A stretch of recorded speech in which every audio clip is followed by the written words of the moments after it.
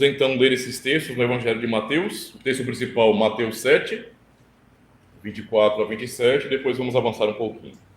Amém? Diz assim a palavra do Senhor. Todo aquele, pois, que escuta estas minhas palavras e as pratica, assemelhá-lo-ei ao homem prudente, que edificou a sua casa sobre a rocha, e desceu a chuva, e correram rios, e assopraram ventos, e combateram aquela casa, e não caiu, porque estava edificada sobre a rocha. E aquele que não ouve, aliás, e aquele que ouve estas minhas palavras e não as cumpre, compará-lo-ei ao homem insensato, que edificou a sua casa sobre a areia. E desceu a chuva, e correram rios, e assopraram ventos, e combateram aquela casa, e caiu, e foi grande a sua queda. Agora vamos para o capítulo 24, para lermos do verso 32 ao 44.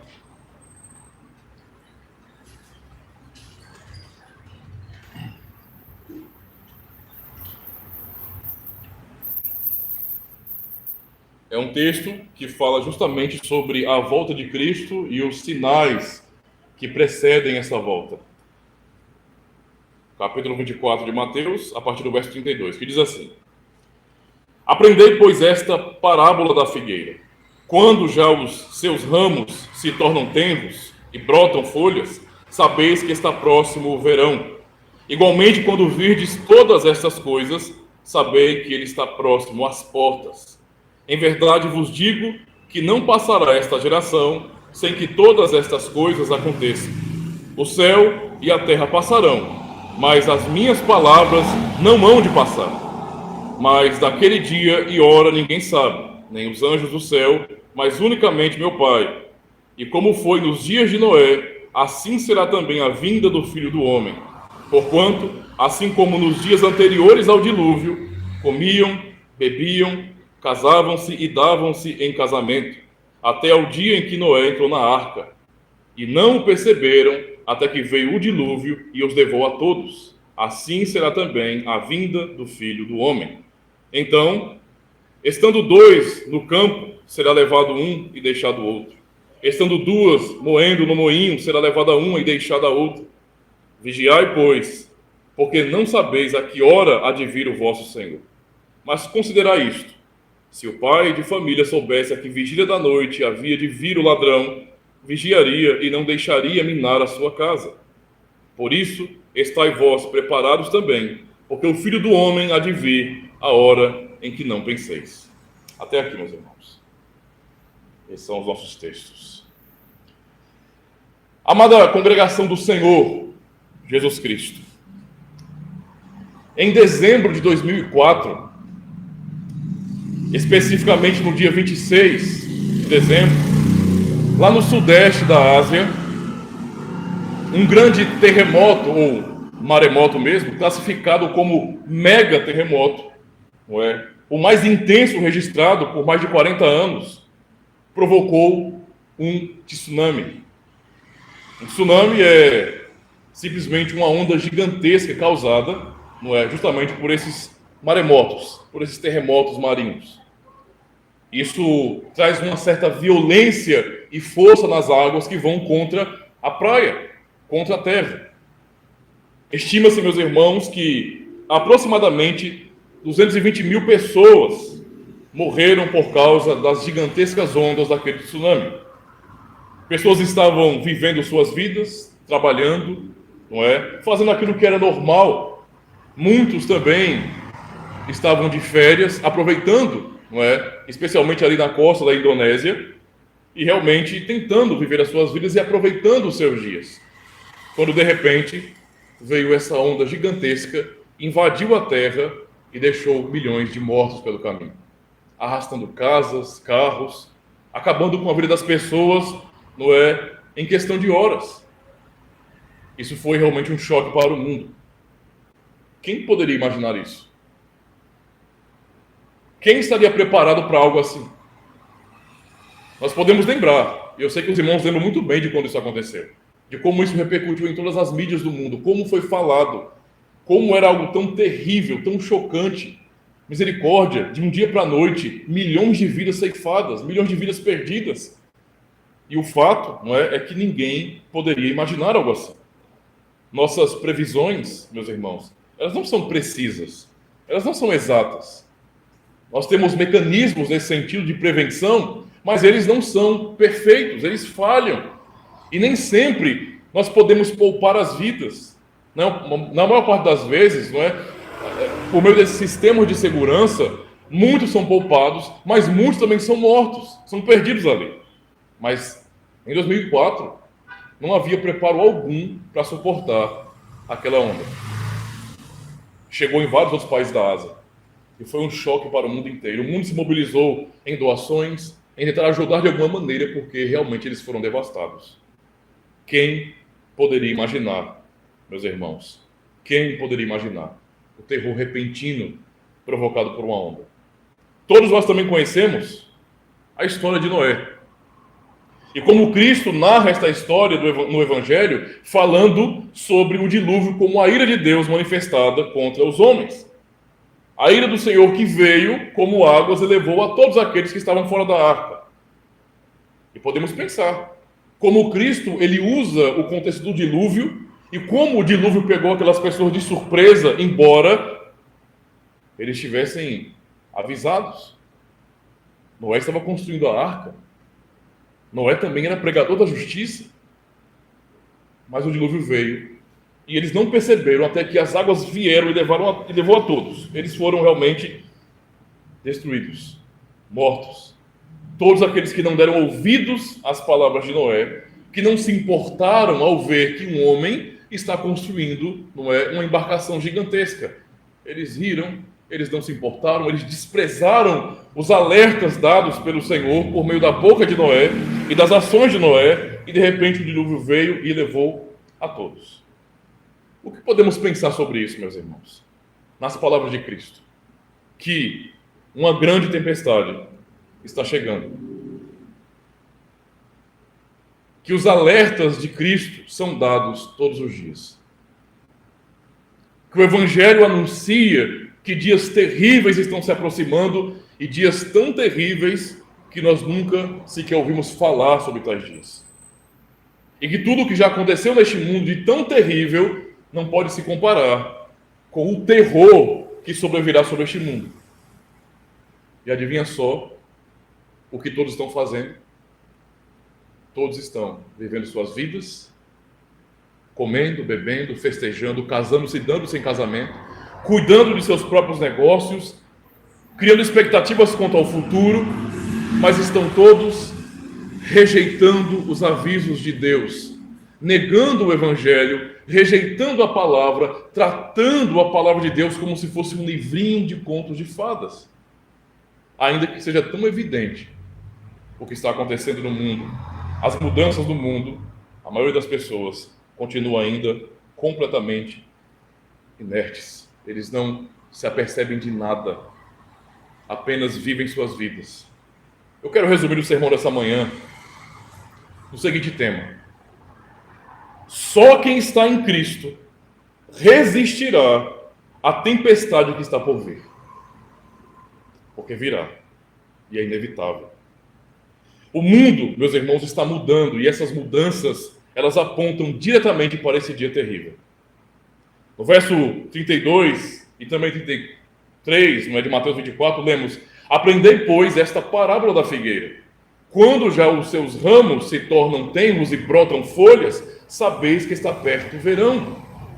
Igualmente, quando vides todas essas coisas, sabeis que ele está próximo às portas. É como as contrações de uma mulher grávida que está para dar à luz. Esses sinais estão se tornando cada vez mais constantes. A mulher, quando está para dar à luz, ela sente contrações cólicas. E quanto mais se aproxima o momento de dar à luz, o momento do parto, essas contrações elas aumentam e diminuem o espaço de tempo, de intervalo. Elas vão ficando mais frequentes. Mais frequentes. Isso é sinal de que está próximo do nascimento de um homem neste mundo, de um filho. Não é? As pessoas estão também neste mundo e estão presenciando vários acontecimentos vários problemas e vendo o mundo cada vez mais se afundando em crises que não são praticamente possíveis de resolver. Resolve uma coisa aqui, mas as crises continuam a expandir, a crescer cada vez mais. Isso realmente são sinais de que o mundo está caminhando para um momento realmente marcante e terrível, mas as pessoas simplesmente não percebem, não olham. Nós podemos até não ter sistemas de segurança que consigam, de maneira perfeita, nos livrar das consequências de catástrofes, mas Cristo nos avisou há mais de 2000 anos. Essa é a questão. Ele falou isso há mais de 2000 anos. Ele anunciou essas verdades, ele disse exatamente o que iria acontecer. Nós vemos, por exemplo, porque muitos virão em meu nome dizendo, eu sou Cristo, e enganarão a muitos. No verso 5 de Mateus 24. Cristo ainda é mais claro do que isso, para mostrar esses sinais de que essa grande tempestade está chegando neste mundo. Ele fala, no verso 6 a 8, ele diz, e ouvireis de guerras e de rumores de guerras. Olhai, não vos assusteis, porque é mister, ou seja, é necessário que isso tudo aconteça. Mas ainda não é o fim. Porquanto se levantará nação contra nação e reino contra reino, e haverá fomes e pestes e terremotos em vários lugares. Mas todas estas coisas são o princípio das dores. Alguém poderia pensar bem assim, contra-argumentando. Ora, mas isso não está acontecendo desde o início? Não é isso que vemos no mundo? Guerras, reinos se levantando, reinos que dominam, não é? Que derrubam outros reinos, que se estabelecem. Nós não vivemos em um clima, na verdade, já há muito tempo bélico? Observemos o tempo em que isso foi escrito, foi registrado. Era um período de muitas guerras, em que o Império Romano tinha que manter suas tropas para proteger o seu reinado, e eles tiveram que lutar com muitos povos, até a sua queda, por exemplo. Então, e é claro que eles já tinham muitos problemas com várias doenças naquele período que eram incuráveis. Será que essas palavras de Cristo não se referem apenas àquele contexto, àquele momento? Não é? Não, meus irmãos. Cristo, ele é muito enfático em explicar que tudo o que está acontecendo de lá até aqui. Porque, entendam, nós não estamos iniciando agora o tempo do fim. O tempo do fim se iniciou quando Cristo morreu e ressuscitou. De lá para cá, esses dias estão sendo contados para o final. É isso que está acontecendo. E então, de lá até aqui, as dores do mundo vão aumentando gradativamente. As coisas não estão melhorando no mundo. Nós às vezes nos iludimos imaginando, é claro que melhorou, pastor. Nós agora temos ciência moderna, medicina moderna, isso nos traz benefícios sociais imediatos, mas não resolvem o nosso problema de fato. Por mais que nós avancemos em conhecimento de medicina, o que é tão necessário e belo, ainda assim a medicina acaba existindo, não é? Não para resolver o problema do mundo, porque é impossível. É impossível. Nós apenas com a medicina amenizamos a dor das pessoas. Entende? Amenizamos a dor das pessoas. Mas resolver o problema, não. As pessoas continuam morrendo. O mundo continua em crise. O ódio continua a crescer. E se no passado nós soubemos de guerras terríveis, sangrentas, não é? Hoje essas guerras continuam acontecendo, ainda que não declaradas. E o ódio no mundo vai aumentando cada vez mais. No verso 9 ao 12, Cristo fala bem assim, então, não é? Vos hão de entregar para serdes atormentados, e vos matarão. E sereis odiados de todas as nações por causa do meu nome. Nesse tempo, muitos serão escandalizados, e trair-se-ão uns aos outros, e uns aos outros se odiarão. E surgirão muitos falsos profetas, mas muitos falsos profetas, não é? E enganarão a muitos, e por se multiplicar a iniquidade, o amor de muitos esfriará. Bem, nós já enfrentamos na humanidade homens como Hitler, mas antes ainda os imperadores romanos, os terríveis imperadores romanos. As perseguições, não é, promovidas pela própria igreja quando essa se corrompeu contra os verdadeiros cristãos na Idade Média. E mais recentemente, além, não é, dos muitos ataques de radicais muçulmanos, por exemplo, nós também temos além desse ódio declarado aos cristãos e a judeus, temos também a nossa história da humanidade, homens como Hitler, como Lenin, como Stalin, como Mao Tse-tung, e todos os ditadores bem conhecidos, bem famosos na história da humanidade, que ceifaram milhões de vidas. Temos tudo isso, não é? E isso só mostra para nós, em nosso tempo, porque é algo recente, não é? Isso é ontem, aconteceu ontem. Só mostra que cada vez mais esse ódio tem crescido. E o desejo por dominação tem expandido cada vez mais.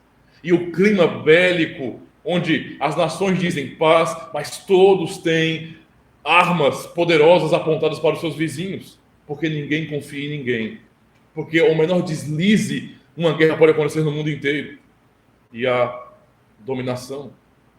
Isso tudo, meus irmãos, além de doenças que estão surgindo, do qual os cientistas não podem dar uma solução, de crises intermináveis culturais, morais, tudo o que nós estamos observando agora é uma demonstração muito clara de que o mundo está saturado.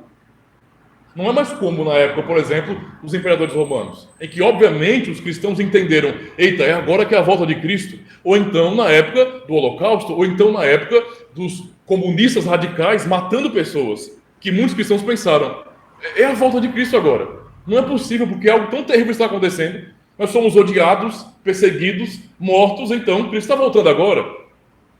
Mas ainda assim, havia para onde correr? Havia refúgio? Ainda assim havia moral e ainda assim havia respeito à lei de Deus naquele tempo, que preservou ainda muito, muito bem a cultura. Mas agora é algo totalmente diferente. Agora o que nós estamos presenciando é uma queda completa da nossa cultura ocidental. O mundo está saturado, meus irmãos. Está absolutamente saturado. Nenhuma das perseguições que se deram contra a igreja antigamente se comparam a essa aqui. Por que eu estou dizendo isso? Porque no contexto de perseguição, o cristianismo cresceu. E foi justamente por conta de perseguições e de avanços devido a essas que a igreja se espalhou pelo mundo. Chegou a vários lugares, formou o Ocidente, chegou até nós, nos deu princípios da lei de Deus. Mas agora, meus irmãos, não há para onde ir. E toda a influência gloriosa que o cristianismo um dia trouxe a este mundo está se acabando cada vez mais. Nós não estamos nos tornando mais influentes, não. O mundo não está sendo impactado pela existência da igreja.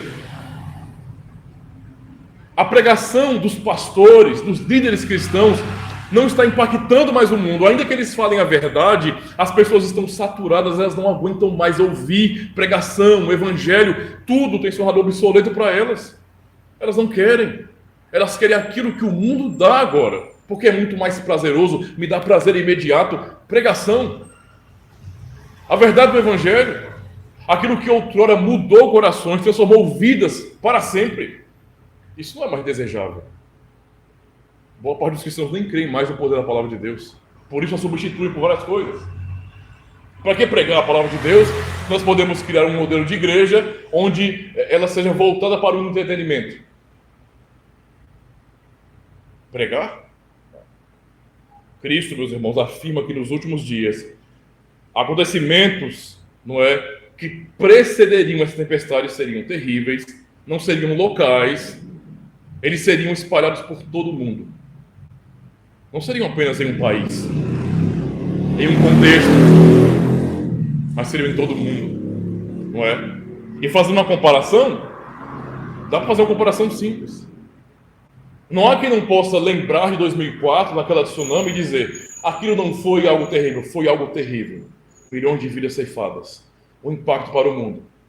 Mas o que está por vir é muito pior do que isso. É a comparação entre o tsunami de 2004 com o grande dilúvio. O tsunami atingiu a costa da Ásia, especialmente a Indonésia e outros países asiáticos ali. Mas o dilúvio foi no mundo inteiro. Não chegaram as águas do tsunami aqui no Brasil. Mas no dilúvio foi o mundo inteiro. E só quem estava na arca foi poupado. Essa é a diferença do que está por vir aí. Cristo está falando sobre uma tempestade que não tem como comparar com qualquer outra. Cristo disse que seríamos odiados de todas as nações, não somente de uma nação que está no poder, mas de todas as nações. Todas. Ou seja, não haveria repouso para o cristão. E para nós, o Ocidente, que é o nosso lar, não teria mais essa cara de lar, porque mesmo aqui nós não seríamos mais tolerados, aceitos, mas seríamos rejeitados e perseguidos. Não é? E isso é demonstrado de maneira muito clara, como essa expressão que o Senhor fala, e por se multiplicar a iniquidade, o amor de muitos esfriará. Ou seja, nós estamos vendo literalmente hoje, em nosso tempo, o amor do mundo esfriando. E quando eu falo que o amor do mundo está esfriando, não é porque as pessoas, usando o tipo de amor mundano que eles inventaram, que é esse amor romântico, não é? É esse tal de cuti-cuti. Não. Amor que a Bíblia fala é obediência à palavra de Deus, é o respeito a Deus, é o amar a Deus de todo o coração e ao próximo como a ti mesmo. Esse é o amor que está esfriando. Então, cada vez mais, os princípios básicos da palavra de Deus, os princípios, a moral cristã, a ética cristã, estão sendo abandonados, deixados de lado cada vez mais. Isso é evidente em nossa cultura, meus irmãos. Na cultura ocidental, nós não temos para onde ir mais. Se pensamos em Oriente, o Oriente nos persegue. Há muitos países orientais e também do Oriente Médio que não suportam cristãos, que odeiam e perseguem cristãos até hoje. Há países orientais onde é proibido igreja. E no Oriente Médio também, ser cristão é ser criminoso. No Ocidente, que é o lugar onde nós plantamos, trabalhamos também, estamos perdendo a influência cada vez mais. E de fato, nós não vemos um afastamento apenas da sociedade, apenas daqueles que não fazem parte da igreja, não. Mas nós vemos também um grande afastamento daqueles que se chamam de cristãos em nossos dias. E existe uma nova concepção do que é ser cristão. Uma concepção que abandona os princípios da lei de Deus. Uma concepção moderna, uma concepção que é relativa e ela se amolda ao que é apresentado pelo mundo. Uma concepção que ela combina com os anseios mundanos. Um tipo de cristianismo onde não se diz não mais para o pecado, nem para aquilo que é contra a palavra de Deus. Não, mas se aceita isso, porque afinal de contas Deus é amor. E sabe o que acontece? O que vai acontecer com os verdadeiros cristãos? Por esses que se chamam de cristãos hoje, os verdadeiros serão perseguidos. Sabe por quê? É questão de tempo. De tempo. Até não somente eu e os demais pastores sermos todos chamados de homofóbicos. E não só por acusações soltas, mas sermos chamados assim de maneira oficial, até pelo Estado. Porque a cultura nossa está se afastando cada vez mais dos princípios cristãos. E pior, os novos cristãos, eles abraçam essas ideologias. E se eles já se chamam de cristãos, de igreja, e abraçam essas ideologias, naturalmente nós seremos radicais. E seremos uma ofensa ao mundo. É isso que está acontecendo agora. Essa nova concepção do cristianismo é um sinal. Talvez o maior sinal de todos. É o esfriamento do amor. É você ver a sociedade, o mundo, cada vez mais afastado dos princípios da palavra de Deus, onde você vê que o respeito, o pudor, a ética, tudo aquilo que um dia foi padrão para a nossa vida, sendo simplesmente jogado na lata do lixo. Reconhecer isso como mal ofende o mundo de hoje e vai cada vez ficar pior, meus irmãos. O mundo não quer acabar com as denominações. Nós nunca podemos pensar que uma perseguição à igreja significa dizer necessariamente uma perseguição às denominações. Não. Antigamente era assim, mas agora não precisa mais. Se existem denominações que se adequam, que aceitam, então eles vão ficar tranquilos, não se preocupem. Cristãos infiéis não serão perseguidos. Cristãos infiéis serão abraçados porque eles são iguais ao mundo. Eles não são cristãos de verdade. Eles têm um título, um rótulo, é só o conteúdo, é mundano.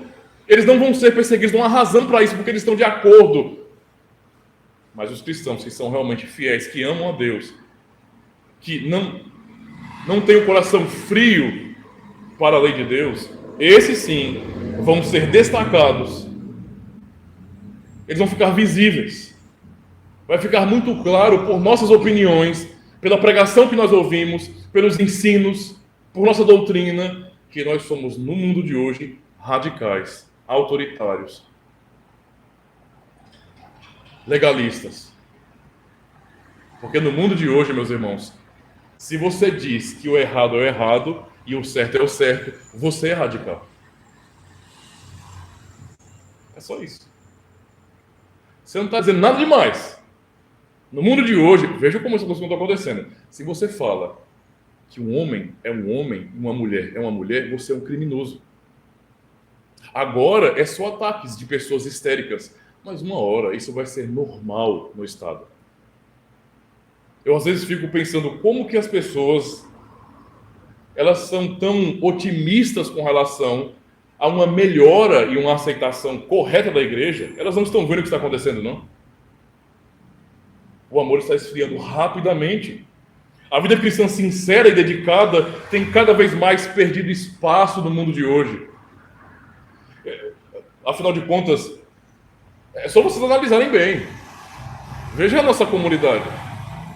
E observe as igrejas reformadas no mundo inteiro. Não é fácil a vida de um cristão genuíno, de uma comunidade fiel. Não é. No nosso contexto, por exemplo, meus irmãos, o que nós temos para oferecer nos moldes modernos para poder atrair pessoas? Não temos nada para oferecer. O que nós temos? O Evangelho. Se as pessoas querem conhecer a palavra de Deus, elas vão ouvir a palavra de Deus. Mas elas não querem isso. Não querem. Mas se fôssemos uma igreja inclusiva, onde damos palco e damos ênfase nesse sentido a minorias ideológicas, eu digo, não é? Essas coisas moderninhas que são contra a palavra de Deus, que são problemas morais, de pecado, se nós começarmos a suavizar essas coisas, obviamente as pessoas serão atraídas. Se transformarmos a nossa comunidade, vamos pintá-la de preto e fazer dela uma balada gospel, né? Enquanto eu prego está o tum, tum, tum. Isso atrai, né? Pecadores são atraídos com tentação e chamam isso de evangelismo ainda, de pregação do evangelho. A vida para cristãos de verdade não ficará mais fácil, porque o amor está rapidamente esfriando. Os novos cristãos, eles já não anseiam pela volta de Cristo. Para que Cristo tem que voltar logo? O mundo está tão bom assim. Afinal de contas, meus irmãos, não é? Nós temos tecnologia. Nós não precisamos ter aquele anseio pela volta de Cristo. Volta, Senhor, Maranata, ora vem, Senhor Jesus. Não. Nós temos smartphones de última geração, não é? Computadores de última geração. Nós temos o metaverso chegando. Para que precisamos de Cristo voltar? Temos tudo para nos entreter, para nos dar prazer imediato. Agora eu escolho o meu prazer, sabe? A hora que eu quiser, eu teclo, eu toco numa tela e eu consigo ter tudo que eu quero. O mundo na palma da minha mão, por meio de uma telinha.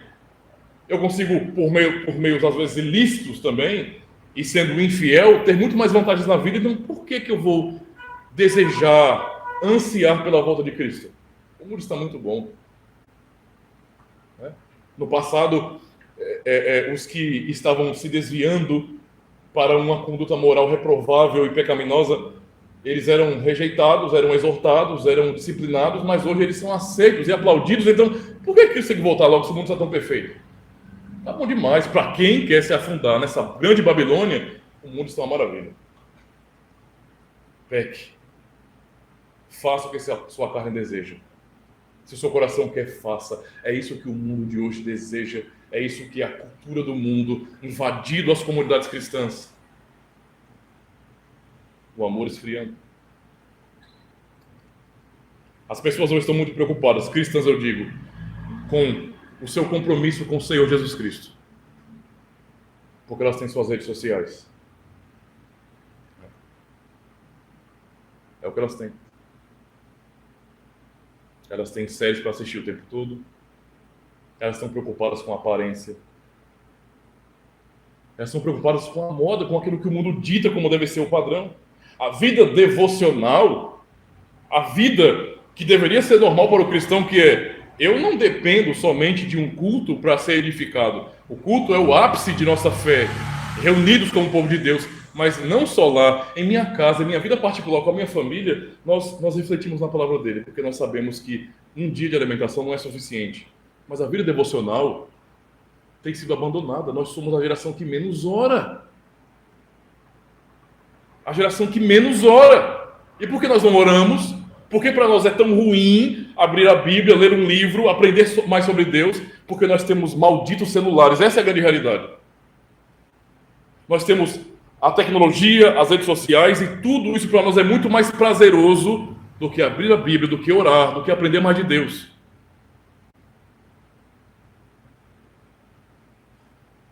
Essa tem sido a vida dos cristãos modernos. Não é? Pais não têm conduzido os seus filhos pelo caminho do Senhor, não estão ensinando, não estão interpretando a vida para os seus filhos. Eles confiam seus filhos ao mundo, entregam o coração de seus filhos a professores de escola, ao Estado, dizendo: cuidem, conduzam, ensinem, sendo que eles são chamados para ensinar. Isso não é responsabilidade do mundo, nem do Estado, nem de nada, não, é dos pais cristãos. Mas, poxa, os pais cristãos, eles trabalham, e é claro, eles têm que assistir a série e têm que também mexer no TikTok, né? Nas suas redes sociais, no Instagram. Tem que passar 2 horas vendo reels das outras pessoas.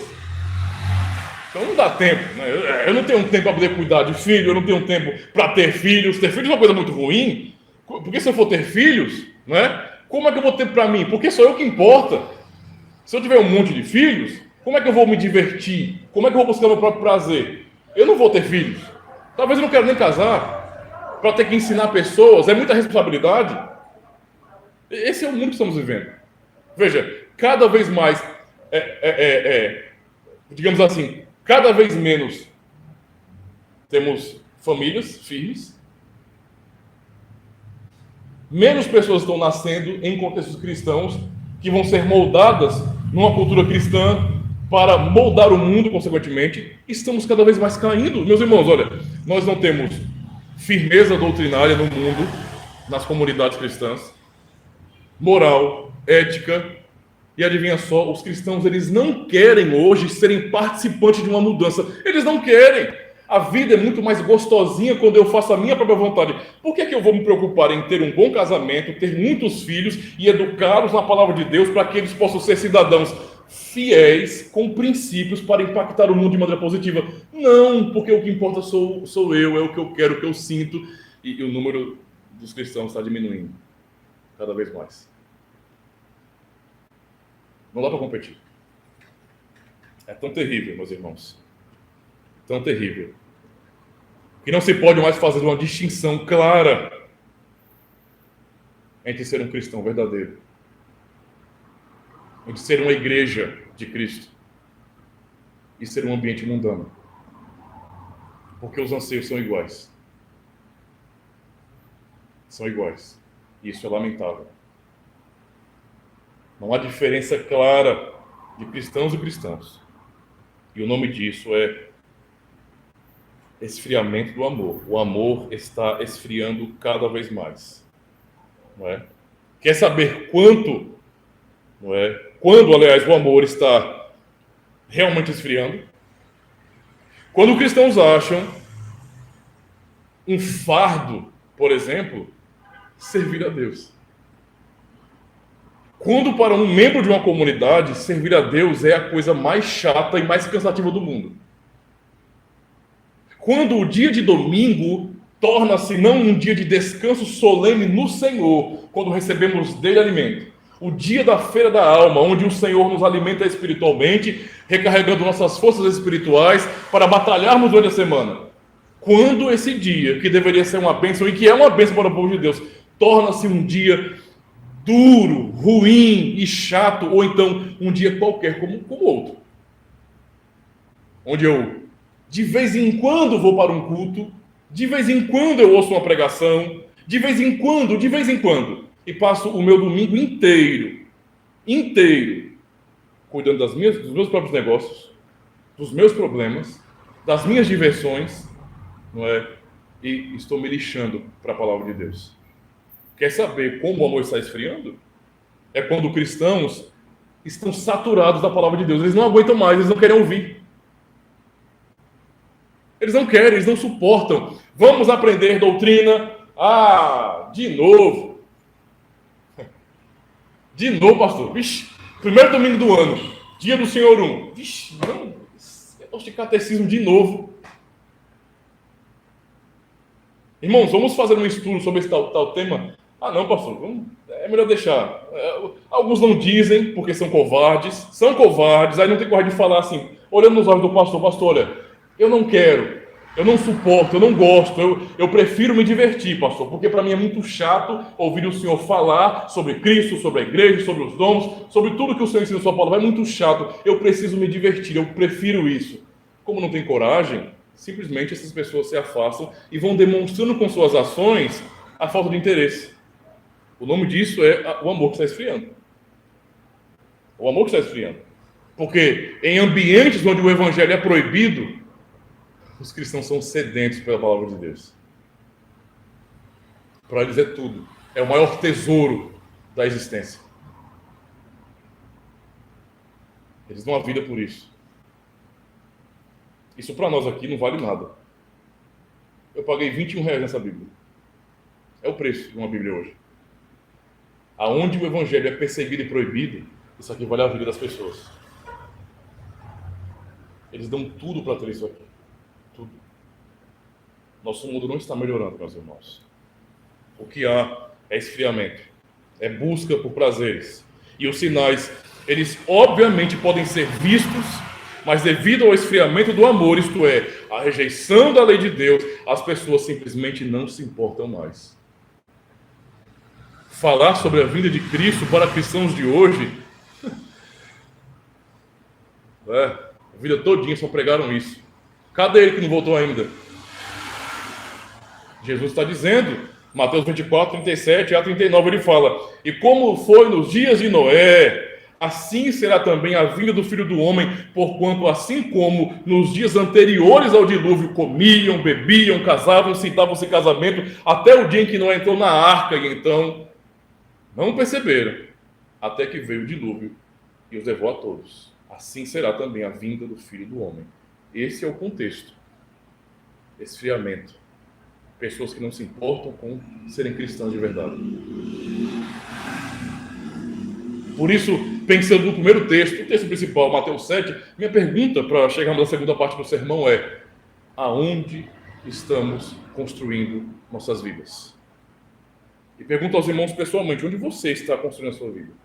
E aos que estão acompanhando pela internet, onde você está construindo a sua vida também?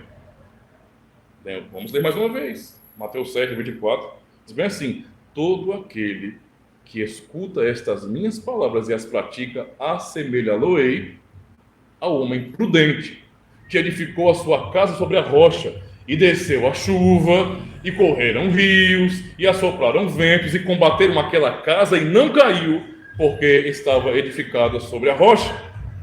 E aquele que ouve estas minhas palavras e não as cumpre, compará-lo-ei ao homem insensato, que edificou a sua casa sobre a areia, e desceu a chuva, porque a tempestade vem sobre todos nós, não é verdade? Desceu a chuva, correram os rios, assopraram os ventos e combateram aquela casa, e caiu, e foi grande a sua queda.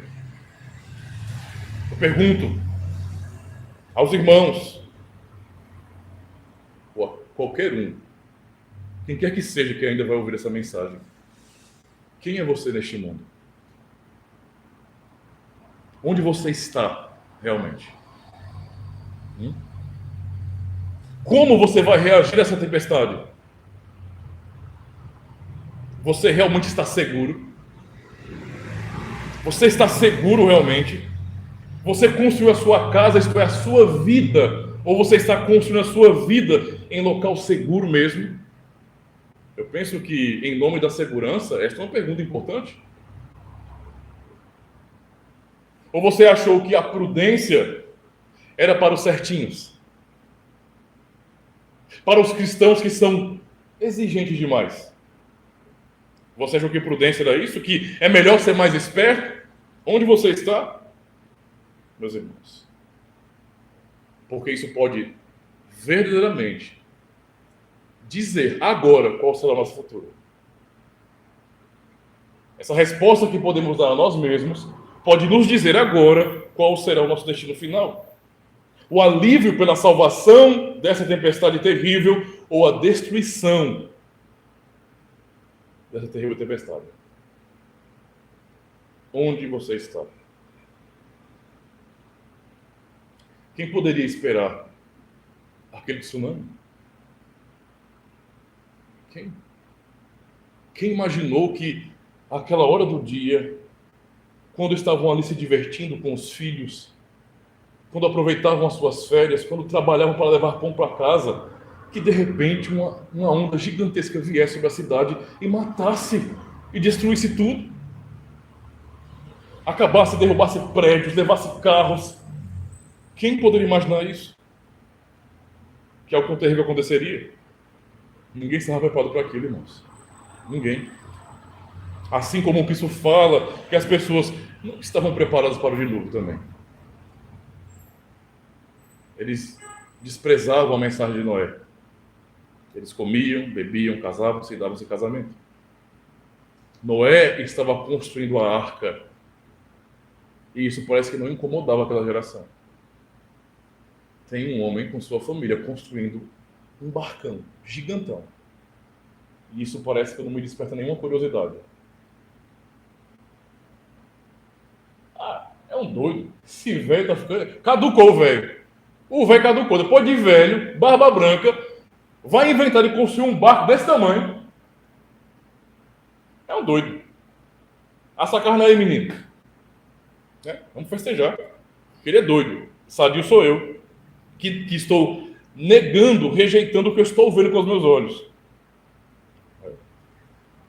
Noé estava construindo a sua arca e ninguém se incomodou com isso. Eles não deram atenção aos alertas de Deus. Eles simplesmente desprezaram. Em 2 de Pedro 2, verso 5, nós lemos justamente sobre isso. E não perdoou ao mundo antigo, mas guardou a Noé, a oitava pessoa, pregador da justiça. Noé, ao trazer dilúvio sobre o mundo dos ímpios. Noé era pregador da justiça. A resposta de Noé era: Deus vai mandar um dilúvio sobre a terra. E as pessoas não ouviam a sua pregação. Elas riam da sua pregação. Esse homem é louco, esse homem é radical. Até parece que vai acontecer isso. Jesus disse: quem constrói sua vida sobre a areia não está seguro, meus irmãos. Não poderá resistir ao dia da tempestade, que é inevitável. É inevitável. Ninguém pode fugir desse momento. É inevitável. Não é? Todos nós estamos construindo nossas vidas aqui. A realidade é essa. Todos nós, sem exceção. Mas digo que a maioria das pessoas está construindo a sua casa sobre a areia mesmo. Eles ou negam a palavra de Deus, rejeitando a pregação, ou então ouvem e não praticam. E todos então estão construindo a sua casa sobre a areia. Suas vidas não estão em terreno sólido, em algo seguro. Eles estão ameaçados. E Deus continua a falar, porque mesmo diante de uma situação tão caótica de corrupção, de afastamento do Evangelho, ainda assim há igrejas fiéis no mundo inteiro, mesmo que sejam minoria, mas estão pregando o Evangelho, anunciando o Evangelho, e a cristandade moderna continua a olhar para quem prega a verdade como sendo loucos, assim como olharam para Noé. Deus continua a falar. O Senhor não se calou, Ele continua a falar para o seu povo.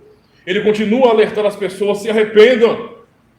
Há uma tempestade vindo por aí e ela é destruidora, como vocês nunca viram. Se vocês não estiverem firmados na rocha, vocês não sobreviverão, não suportarão. Enquanto Deus fala, enquanto o Senhor anuncia com autoridade a sua verdade, eles preferem ainda festejar, viver de intensos prazeres em sua carnalidade e não ligam para a palavra de Deus. Não ligam. Muitos têm mais medo do presidente eleito do que de Jesus. E outros confiam muito mais no atual presidente do que confiam em Jesus. Ninguém, nenhuma autoridade eleita pode nos salvar. Que projeto de governo pode impedir essa tempestade que vem?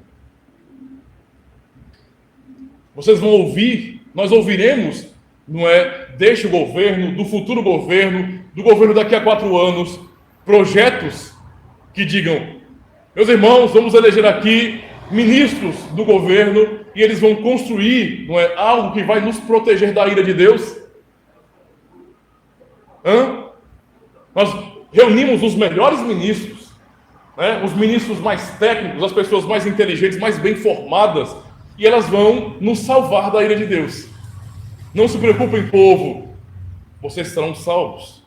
Nenhum pode fazer isso. Salmo 146. Não confieis em governantes nem nos homens para salvar. O coração de ambos, meus irmãos, infelizmente está focado em homens, em grupos.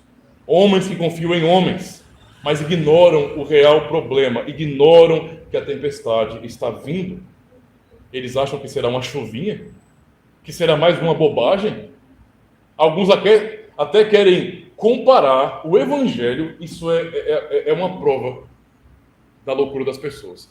Elas querem comparar o Evangelho, o que Cristo disse há 2000 anos atrás, com as profecias pagãs. Nostradamus, o mundo acabar em 2012, e aí, veja, um grupo de religiosos disseram: o mundo vai acabar em 2012, o mundo não acabou. Tá vendo que esse negócio de religião é furada? É tudo bobagem? Não foram pagãos que disseram isso. Foi o Filho de Deus, o Senhor. Isso muda tudo. Então não é uma chuvinha, não são ventos fracos, mas é algo real e terrível. Cristo está alertando a cada um de nós, dizendo: quem constrói a sua casa sobre a areia não está seguro, não resistirá à tempestade. E isso não é achismo de nossa parte. Não é. Não é fruto de nossas estatísticas, meus irmãos. Não é o que possa dar errado. Não é uma questão de probabilidade. Não é matemática. É revelação do Senhor. Ele disse, e isso virá. E nós já estamos vendo esses sinais se manifestando todos os dias. A cada notícia nos jornais, notícia que está bombando no mundo, tudo isso, as crises, o clima bélico, guerras aumentando, essa tensão que o mundo vive, com medo de, se um líder de importância falar uma coisa que não deveria, isso pode causar uma guerra. Tudo isso, toda essa tensão é uma demonstração disso.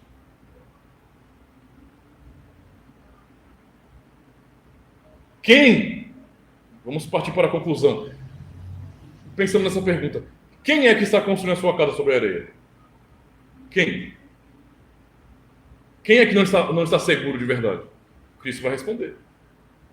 O verso 26 ele vai dizer bem assim: é aquele que ouve estas minhas palavras e não as cumpre. Essas são as palavras de Cristo. Ou seja, eles ouvem a palavra de Deus, mas não obedecem, não se importam. Eles fazem corpo mole, eles não levam a sério.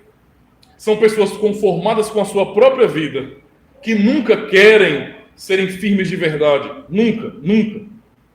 Que não se esforçam, meus irmãos, pelo reino de Deus, e até mesmo acham a vida cristã comprometida um fardo. Não precisa de tudo isso, não. É o pastor que se vire, né? Não tem pastor? Deixa ele ser crente de verdade. O resto não precisa ser crente de verdade, não. como se alguém fosse ser salvo na mediação do pastor. Não. Ninguém depende de mim para isso. Mas todos dependemos de Cristo. Chega o momento, até mesmo, não é, de ir ao culto. Quem está construindo a sua casa sobre a areia? Chega o momento de ir para o culto, não é? Ou alguma outra atividade da igreja e diz no coração, fazer o quê, né? Tem que ir. Não é verdade? Porque se eu começar a faltar demais, o pastor vai uma hora o pastor vai se abusar, vai chegar e falar assim, fulana, vamos conversar aqui. E aí? Ou vai ou racha, né? Vai ser crente? Ou não vai? Você sabe muito bem que esse negócio de ser morno, né, dá ânsia de vômito. Então você vai ser crente ou não? Então, para evitar que o pastor chegue até mim e me cobre nesse sentido, eu vou. É porque é o jeito, eu vou. Né? Eu não posso dizer não assim na cara dura. Eu não quero ser marcado por ninguém. Misericórdia, a pessoa eu dizer não. Pastor, olha, quer saber? Eu vou ser sincero. Eu vou ser um macho de verdade, ou então eu vou ser uma mulher de verdade. Eu vou dizer assim, olha, pastor, eu não estou porque eu não quero. Certo? Eu não venho porque eu não quero. Eu não vou inventar desculpas, pastor. É porque eu não quero. Eu não vou dizer que eu tenho um compromisso secundário, não é? Porque se eu, né, seria fraqueza da minha parte. Se eu dizer assim, não é porque não deu, porque eu tenho outros compromissos. Olha, a agenda de Deus deveria ter prioridade na nossa vida e não a nossa própria. Mas como vai ficar feio, eu só vou dizer, então eu não quero. Quero não, de jeito nenhum. E é assim que as pessoas estão vivendo. Não é? Elas dizem, mas o que elas preferem, muitas vezes é, cara, para que ir para o culto, hein? Para ouvir aquela ladainha de novo, o pastor exortando, dizendo que pecado é pecado, e que obediência é obediência, e me chamando para poder ser fiel a Deus. É tão mais divertido. A foto de fulana, nossa, como ela tá gorda. Misericórdia, que beição, né? Rapaz, faça um corte para diminuir o tamanho dessa testa, né? Que roupa presepada é essa? Roupa velha cheguei, parece um chiclete. Olha que coisa linda. Como essa pessoa é linda. É tão mais legal, né?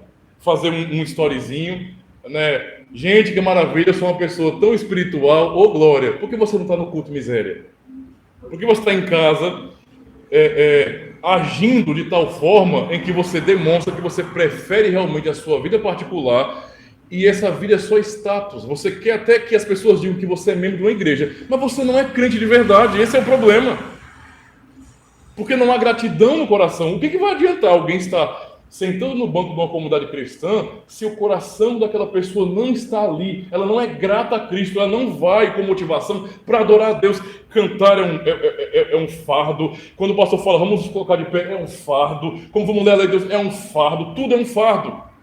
A pregação tem meia hora, até isso é um fardo. A pregação tem 40 minutos, eu já estou infartando. Se chegar uma hora, pronto, eu vou sair daqui no SAMU. As pessoas estão assim cada vez mais.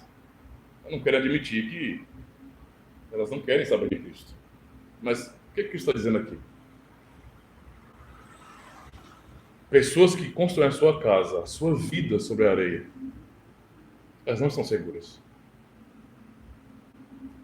Até agora, tudo parece estar bem. Quando a tempestade vier, não resistirão. É nessas horas que nós vemos pessoas saindo da igreja porque estão passando por dificuldades. Ou então vindo na hora da dificuldade, mas quando alcançam o que querem, tchau. Valeu, pastor, valeu pelas orações. Mas não vai para a igreja. Tempestades são suficientes para destruir pessoas que não são firmes. E outra, nós não estamos preocupados apenas com uma tempestadezinha, não. Mas com essa grande tempestade que virá. Gente assim, meus irmãos, está todos os dias se iludindo, se enganando e vão ser muito decepcionadas. Porque por mais que gostem do status de cristão, que no perfil, na bios, esteja escrito: sou cristão de tal igreja há tantos anos. Quando chegar naquele dia final, porque são falsos, porque não amam ao Senhor, vão ouvir da boca do próprio Cristo: eu não conheço você. Eu nunca vos conheci. Apartai-vos de mim, vós que praticais a iniquidade. Quando descerem as chuvas, os rios, e assoprarem os ventos contra aquela casa, contra a vida dessa pessoa, a queda será grande. Qual seria a sensação de alguém que tivesse consciência de que construiu a casa? Imagine, você construiu a sua casa na beira de um rio. Na beira de um rio. Isso não parece muito prudente, né? Mas tem gente que faz essa loucura. Ou então, bem na praia mesmo. Um belo dia, uma tempestade como essas vem e acaba com tudo que você demorou anos para construir. O que você vai pensar depois disso aí? Construir para nada. Construir para nada. Tudo o que eu fiz, o meu esforço foi jogado fora como se não valesse nada. É assim.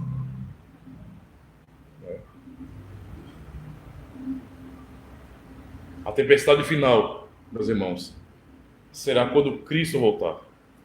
Antes da grande e definitiva tempestade, muitas tempestades terríveis, mas menores, é claro, virão. Isso fala, esse é o princípio das dores. Mas quem constrói a sua casa sobre a areia não resiste. E se resistir, é só por um breve momento, porque logo virá a ruína. Os sinais dessa tempestade apontam para o retorno de Jesus Cristo. Mais uma vez, verso 39 de Mateus 24. E não o perceberam até que veio o dilúvio e os levou a todos. Assim também será a vida do Filho do Homem. Cristo disse que só quem constrói a sua casa sobre a rocha, sobre lugares altos, não é? Só quem tem a sua vida construída nele, que é a nossa rocha, esse sim está seguro, porque quem está em Cristo não provará condenação. Só esse, meus irmãos. Aqueles que ouvem a palavra de Cristo e realmente creem. E como vocês sabem que eles creem? Eles praticam. Eles ouvem e eles praticam. Eles querem, eles buscam. Como Cristo disse no verso 24. Aliás, ele fala: mas aquele que perseverar até o fim, esse será salvo. Perseverar. Na volta de Cristo, todo tipo de coisa ruim acontecerá, meus irmãos. Mais guerras, mais crises terríveis em todas as áreas da vida humana, que não serão resolvidas, mais fome, mais perseguição, especialmente contra os verdadeiros cristãos. Os falsos cristãos estarão muito bem, porque eles fazem parte do sistema, mas os verdadeiros cristãos serão odiados. Além disso, o mundo será abalado por aquilo que não se pode explicar. E o retorno de nosso rei será marcado pelo terror no mundo inteiro. E ele disse, mas aquele que perseverar até o fim, esse será salvo. Então devemos ouvir a palavra de Deus e praticar. Devemos construir nossa casa na rocha, em local seguro, pois a tempestade virá e ela é inevitável. O mundo já dá sinais claros disso. Onde você está construindo a sua vida? Onde? Mateus 24, verso 29 ao 33. E logo depois da aflição daqueles dias, o sol escurecerá, e a lua não dará sua claridade, e as estrelas cairão do céu, e as potências do céu serão abaladas. Então aparecerá no céu o sinal do Filho do Homem, e todas as tribos da terra se lamentarão, e verão o Filho do Homem. Perceba, a reação do mundo não é boa, não. Todos vão se lamentar. E verão o Filho do Homem vindo sobre as nuvens do céu com poder e grande glória. E ele enviará os seus anjos com rijo clamor de trombeta, os quais ajuntarão os seus escolhidos, os seus eleitos, desde os quatro ventos, de uma a outra extremidade dos céus. Aprendei, pois, esta parábola da figueira. Quando já os ramos se tornam tenros e brotam folhas, sabeis que está próximo o verão. Igualmente, quando virdes todas essas coisas acontecer, sabeis ou sabei que ele está próximo às portas. Eu quero concluir. Meus irmãos, em tudo isso podemos acalmar nosso coração se nós estamos em Cristo.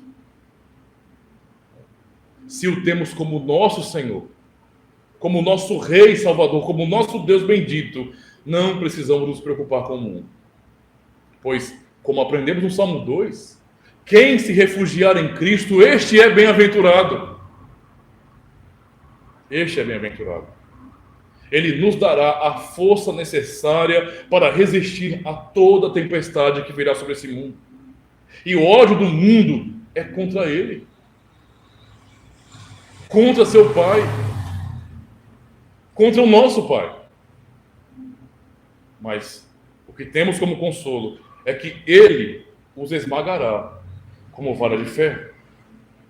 Porque ele é a nossa rocha, o nosso lugar seguro. Estejamos então nele. Perseveremos nele, em servi-lo e honrá-lo de todo o coração. Pois aquele que obedece ao Senhor está firmado na rocha e resistirá o dia terrível da tempestade. Por amor, por misericórdia, ele nos avisou há 2000 anos. Olhemos para essa verdade do Evangelho, meus irmãos, e a creiamos de todo o coração. E sigamos a vida cristã. Independente do que as pessoas estão pensando, fazendo, vamos seguir o nosso caminho, que é o caminho de Cristo.